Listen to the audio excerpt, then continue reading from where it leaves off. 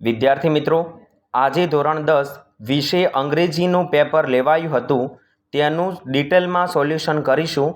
તો section A, what is MGP building in Sitapur?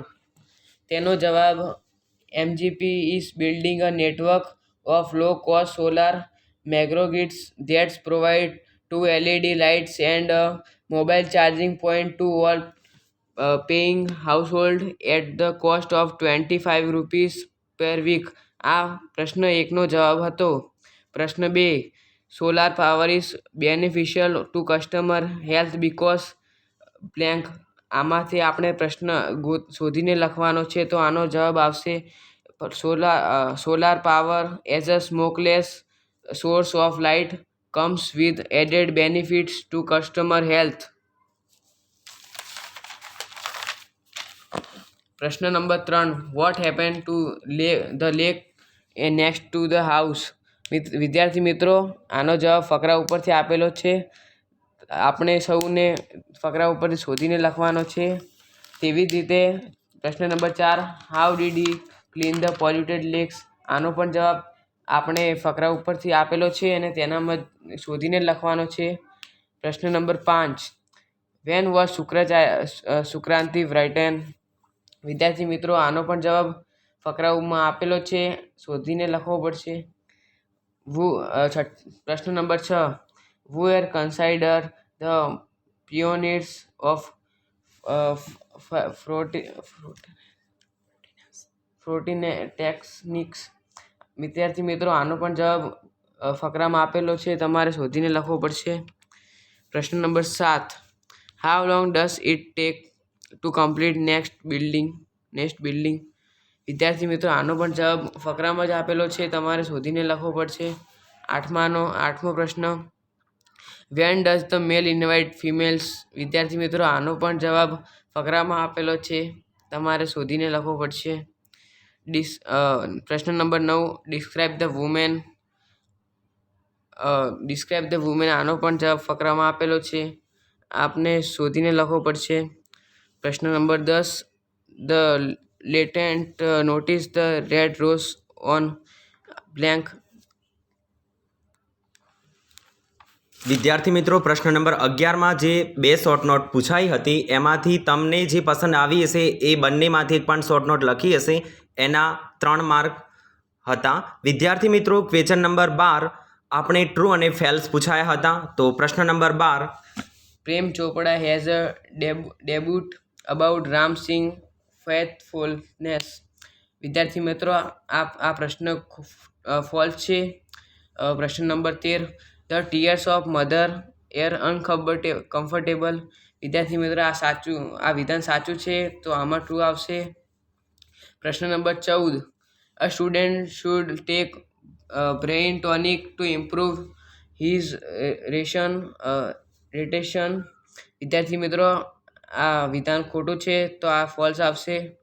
પ્રશ્ન number 15, Kutch was Brihaspati સન. વિદ્યાર્થી મિત્રો, આ વિધાન સાચું છે. વિદ્યાર્થી મિત્રો, આપણે હવે સેક્શન બી જોઈશું. પ્રશ્ન નંબર 16, 17, 18 જે આપેલા છે ઉપર પોએમ હતી, પોએમમાંથી ગોતીને લખવાના હતા. પ્રશ્ન નંબર 19, 20, 21, 22 અને 23 એ read the paragraph and answer the question, એટલે કે ઉપર જે પેરેગ્રાફ આપેલો છે એ નીચેના પ્રશ્ન નંબર 19 થી 23 પેરેગ્રાફ ઉપરથી ગોતીને લખવાના હતા. વિદ્યાર્થી મિત્રો, આપણે હવે સેક્શનમાં બીના અંદર પ્રશ્ન નંબર 24 થી 28 ઉપર એક ડાટા આપેલા હતા. એ ડાટા ઉપરથી જે પ્રશ્ન નંબર 24, 25, 26 અને 27 અને 28 આ પ્રશ્નોનો જવાબ ઉપર ડાટા ઉપરથી જ તમારે લખવાના હતા. પ્રશ્ન નંબર 29, 30, 31 ને 32 એ વિદ્યાર્થી મિત્રો ઉપર એક ડાયલોગ આપેલો હતો, એ ડાયલોગમાંથી આપણે ગોતીને લખવાના હતા. હવે આપણે જોઈશું વિદ્યાર્થી મિત્રો સેક્શન સી. પ્રશ્ન number 33, Baahubali can defeat anyone. તો વિદ્યાર્થી મિત્રો, આનો જવાબ બી એક્સપ્રેસિંગ એબિલિટી આવશે. પ્રશ્ન number 34, Mayur never quarrel with his friend. વિદ્યાર્થી મિત્રો, આનો જવાબ સી ફ્રીક્વન્સી ઓફ એક્શન આવશે. 35, the boy who is reading silently in જેનિલ. વિદ્યાર્થી મિત્રો આનો જવાબ એ ડિસ્ક્રાઇબિંગ પર્સન આવશે. પછી વિદ્યાર્થી મિત્રો 33મો પ્રશ્ન આવશે choosing and write the appropriate response to complete the conversation. પ્રશ્ન number 36 mister Dave blanks inquiry as ન્યુચર્સ Nirali you can search in the on Google right answer C how can I get information about this animal. પ્રશ્ન number 37 Kiran I have filled in English language પૂર્વેશ બ્લેકેસ્ટમાં આવશું એક્સિન્સ નિસિટીસ તો right answer D અલાસ. પ્રશ્ન number 38 રહી બ્લેકેસ્ટમાં making request teacher yes I will right answer A would you help me in solving this sum. પ્રશ્ન number 39 you can opt for sowing અલ્ટરવિટિન એટલે રાઇટ આન્સર બી હતો આઈધર સાયન્સ ઓર કોમર્સ. પ્રશ્ન number 40 the train સ્પેનિશન્સ of location એટલે કે આમાં જે લોકેશન ગોતવાનું આપેલું હતું ટ્રેનનું તો રાઇટ આન્સર બી હતો will arrive at Delhi soon. પ્રશ્ન નંબર 41 કિંજલ આસ્કડ મુના રિપોર્ટિંગ ઇવેન્ટ ગોતવાનું હતું વિદ્યાર્થી મિત્રો તો right answer C if he was busy that day. વિદ્યાર્થી મિત્રો પ્રશ્ન નંબર 42માં બ્લેકેસ્ટ હતી પેરેગ્રાફમાં એ બ્લેકેસ્ટ આપણે પૂરવાની હતી સાચો જવાબ જે હોય એ તો you should not get blanks because someone doesn't pay તો પહેલી બ્લેકેસ્ટમાં જવાબ આવશે 1 irritated pay blanks to your matter second બ્લેકેસ્ટમાં આવશે એટેન્શન્સ યુ શુડ થર્ડ બ્લેકેસ્ટમાં આવશે observe your way of dealing with the someone and mend it if needed. વિદ્યાર્થી મિત્રો પ્રશ્ન નંબર 43 થી 45માં આપણે જે હેવિંગ નેરેસ્ટ મિનિંગ્સ એટલે કે જે પ્રશ્ન છે એનો મિનિંગ લખવાનો હતો તો 43 સ્લિમ્સ એનો મિનિંગ થતો હતો વેરી થિન. પ્રશ્ન નંબર 44 મોબ એનો રાઇટ આન્સર થતો હતો ક્રાઉડ. પ્રશ્ન નંબર 45 સિવર એનો રાઇટ આન્સર થતો હતો ટેમ્બલ. વિદ્યાર્થી મિત્રો આપણે હવે જોઈશું સેક્શન ડી. પ્રશ્ન નંબર 46 એમાં ઇનડાયરેક્ટ સ્પીચ પૂછાયું હતું તો એમાં નીચે બી બ્લેકેસ્ટ હતી એમાં રાઇટ આન્સર પૂરવાનો હતો વિદ્યાર્થી મિત્રો યોગેશ તૃપ્તિ યજ્ઞેશ અને તૃપ્તિ એ બંનેનો ડાયલોગ ઉપરથી આપણે ઇનડાયરેક્ટ સ્પીચ કરવાનું હતું તો યજ્ઞેશ આસ્કડ તૃપ્તિ બ્લેકેસ્ટ તો એમાં પહેલી બ્લેકેસ્ટમાં આવશે if she had watched the movie Kantara dot Trupti replied in negative Yagnesh told એટલે સેકન્ડ બ્લેકેસ્ટમાં આવશે હર ધેટ હી થર્ડ બ્લોકેસ્ટમાં આવશે was sending here on Telegram dot Trupti Yagnesh તો ફોર બ્લેકેસ્ટમાં આવશે થેન્કડ. વિદ્યાર્થી મિત્રો 47માં કન્જેક્શન પૂછાયા હતા તો come here dot take this chocolate તો આમાં કન્જેક્શન પૂછાયા હતા એટલે કે આ જે વિધાન છે એ એટલે કે કન્જેક્શન એટલે કે મેચ જોડવાનું હતું જે વિધાન અધૂરું છે એમાંથી તો come here and take this chocolate. પ્રશ્ન નંબર 48 Neeraj Chopra trained his level best dot he couldn't achieve the gold medal તો બળથી વિધાન પૂર્ણ થતું હતું તો વિદ્યાર્થી મિત્રો જે બેસ્ટના પછી જે જગ્યા હતી ત્યાં બળથી કરીને વાક્ય પૂર્ણ કરવાનું હતું.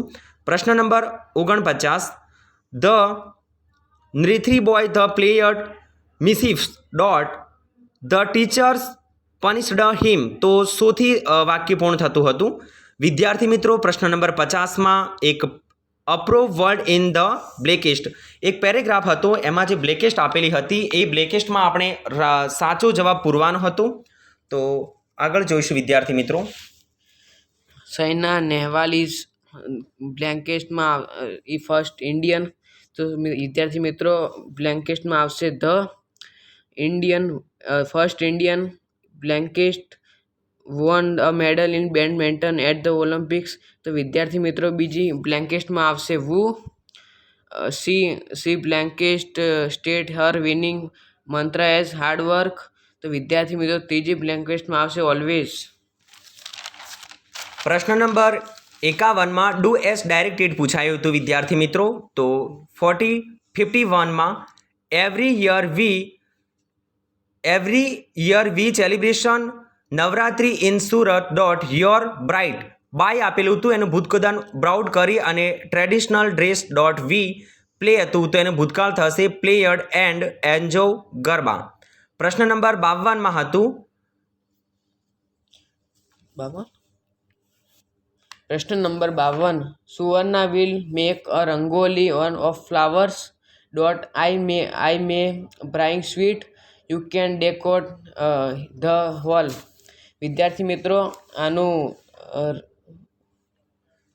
આપણે જે ડોટ પછી આઈ મે એનું ભૂતકૃદન થતું હતું બ્રોંગ અને યુ કેનનું ભૂતકૃદન કોલ્ડ કરી અને આપણે આજે ડાયરેક્ટ પૂર્ણ કરવાનું હતું.